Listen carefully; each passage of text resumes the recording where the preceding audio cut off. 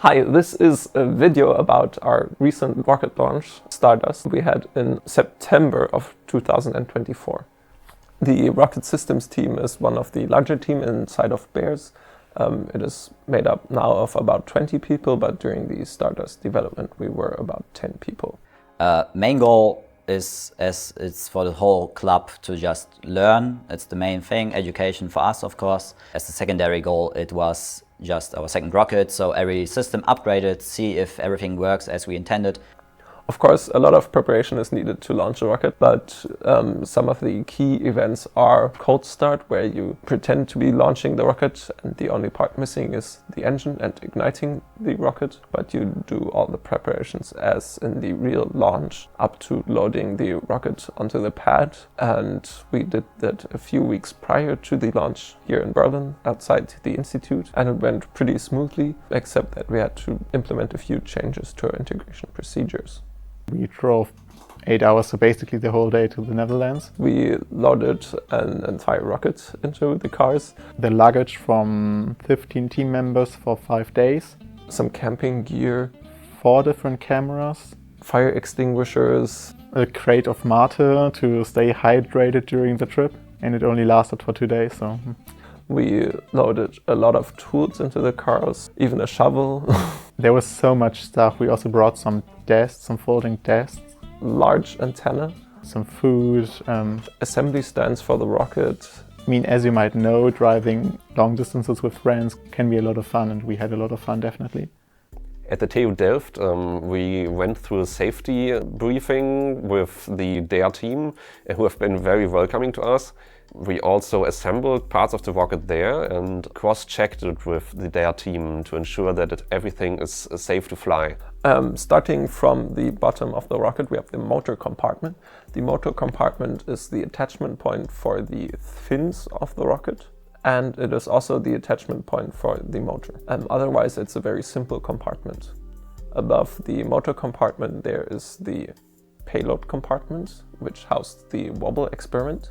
Above the payload compartment, there's the electrical compartment, which housed the cameras, the flight computers, and also the GPS downlink system. And above the electrical compartment, there's the recovery compartment, which housed the parachutes and lines. Above the recovery compartment, there's the nose cone, and now we have a complete rocket. The payload of Stardust is called Wobble. It's an experiment investigating how propellant management devices operate in near microgravity. The propellant management device of Wobble is a 3D printed tank made of transparent filament. This allows us to observe how the fluid inside the tank behaves using a camera and some UV lights. The camera is operated by a Raspberry Pi that stores the footage for retrieval when the rocket is recovered.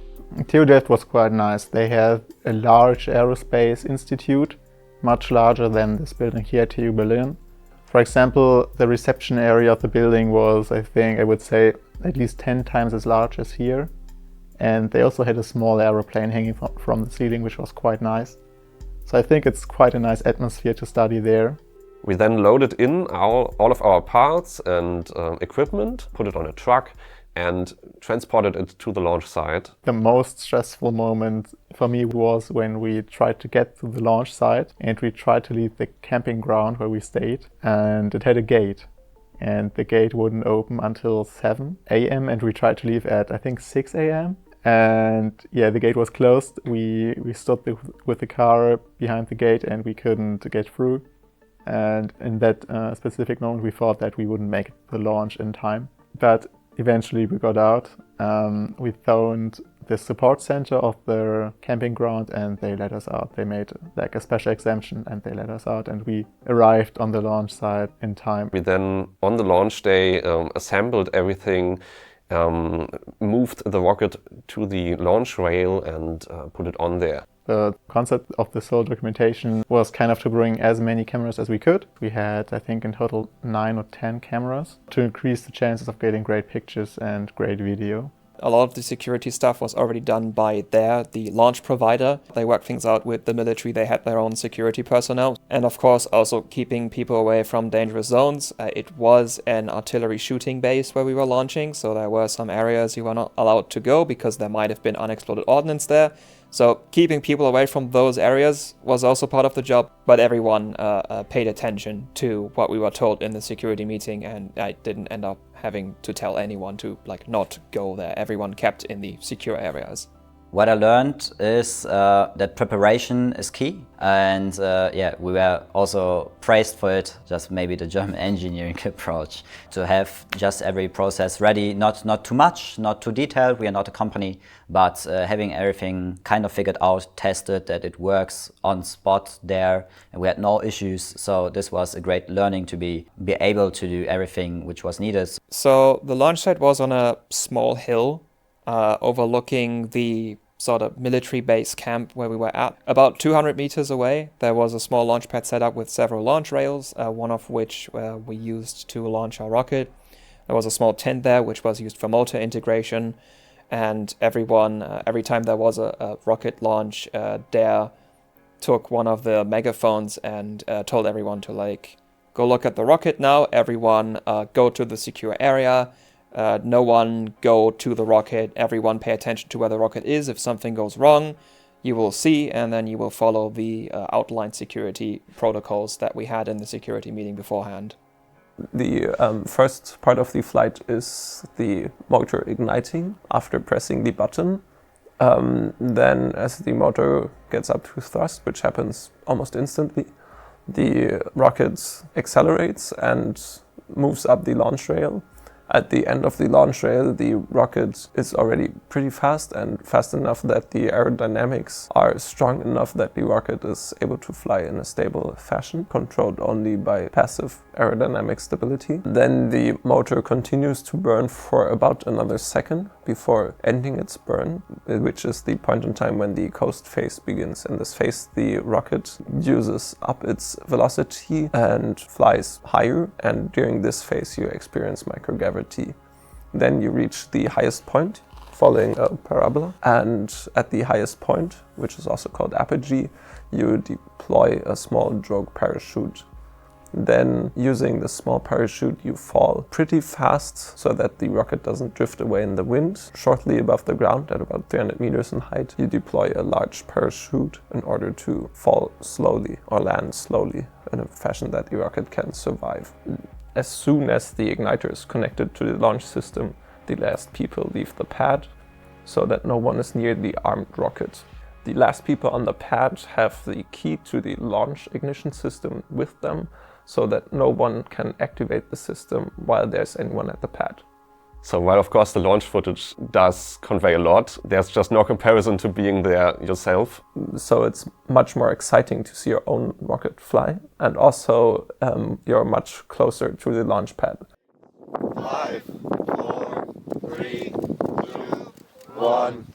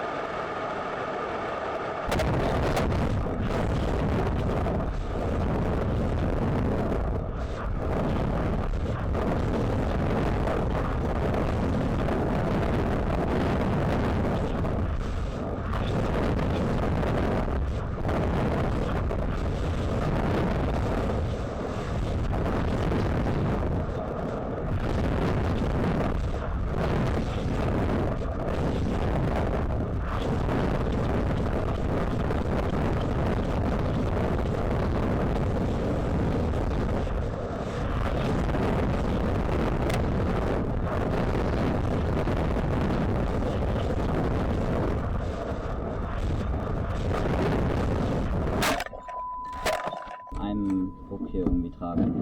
Das hat ja völlig repariert. Ja, klar. Aber die Zünde ist gebrannt. Gehört auch noch dazu, weil es ab. The goals, in my opinion, were reached. We just wanted to launch. The flight path was pretty good, especially with this powerful rocket for us, especially as the second rocket. Everything worked quite well, especially everything in the preparing. Unfortunately, the recovery system, as said, not, but we know why. It was a bit too cramped. So we just give it a bit more space, a bit more power, and then it should work. For the next rocket, we have a copy of this rocket, and we just want to improve the system, test it again, test our flight computer as well for the fourth rocket, and then we are probably hopefully good to go.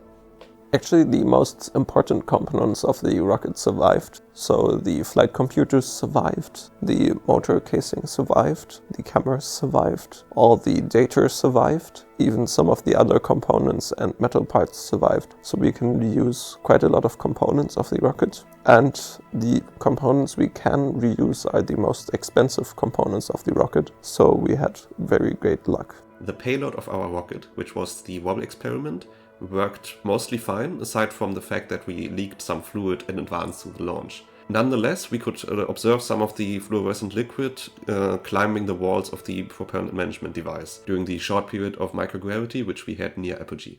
Our launch specifically, I was very surprised how quick the burn was. I think it was a burn time of 2 seconds, and it went just within those 2 seconds. It went from the ground to just you barely being able to see it anymore. Like, I think our rockets was one of the largest when it comes to diameter, so it was pretty crazy to see that. So I was really surprised just like how much force was behind that rocket motor we selected. My personal highlight of the launch was when we counted down together and pointed at the rocket. Also looking at our 3 group members who lifted the antenna and pointed at the rocket was a very cool sight. And then hearing the rocket launch and hearing it whoosh away into the sky, and everyone was hoping that everything went well, and it was just such an amazing feeling to finally see the rocket fly. My most favorite is actually the onboard footage, because it's just so impressive to see what the rocket basically saw during the launch and to kind of have a proof of the flight. Yeah, so that we can actually prove that we did this flight and that our rocket achieved this height. And I also like the picture that you can see here. I actually enjoyed so much that I made a bear's roll-up, which is almost 2 meters tall and almost entirely filled with this picture. I would have to say the onboard footage is my favorite footage, but having shot some footage myself, I'm very proud of any footage I've shot with my own camera, as I think anyone who has ever held a camera in their hands can understand. Of course, we always need new people. Right now, the Rocketry team has started to have 2 rocket development simultaneously. We have a small rocket which is aimed to introduce new people into building rockets, and then we have the flagship rocket which aims to break boundaries Bears hasn't broken before. And it's actually the first time in our history that we have 2 projects running at the same time, Stargaze and Moondust, and I'm quite excited for that. And we are currently redesigning our recovery system and will retest it with the Moondust rocket, which will be a kind of lead up to our future large rocket launches like Stargaze, for example. It is, of course, some time commitment you have to do besides the studies, but it's completely worth it, of course. You have many people, like-minded people at the same spot who are also motivated to work together on big projects. That's another feeling you do not get too much in just university context or in your internship or working student positions. If you are having this community around it for bigger goals you want to achieve, it's pretty great. For especially space, it's pretty needed to have hardware experience, which you normally don't gain. The Rocketry project does offer a lot of opportunities, especially for engineering students, computer scientists, but also, yeah, any other scientific field, I suppose. If you are in general interested in space, just come visit us, because we have so many people who really like space but who aren't necessarily studying aerospace engineering and who just want to do hands-on projects. We're really happy working with us. There are plenty of projects that you can just join. You also can get experience in many different things, may it be electronics or hardware or design, or in general designing stuff. Everything is here, so just come to our meetings and see for yourself. Well, to cut it short, I would say just do it. Just try it out, see if you like it, and I think most of you will like it, and then you'll stay. So just do it. For everyone else, you can support us financially. We do have a PayPal account that you can send money to here. Or if you don't have the financial resources to support us, you can also support us with goods, so you can send us free stuff. And another thing that you can do is to follow us on our social media. We have Instagram, we have a LinkedIn account, and we also have a website and also this YouTube account. Follow us, leave a like and click subscribe. So tell other people about us, show this video to other people, and then you will help us and support the new projects. And here's a very short sneak peek of our new rocket. I hope you catched it, and see you Tuesday 6 p.m. at F11 at the Technical University of Berlin.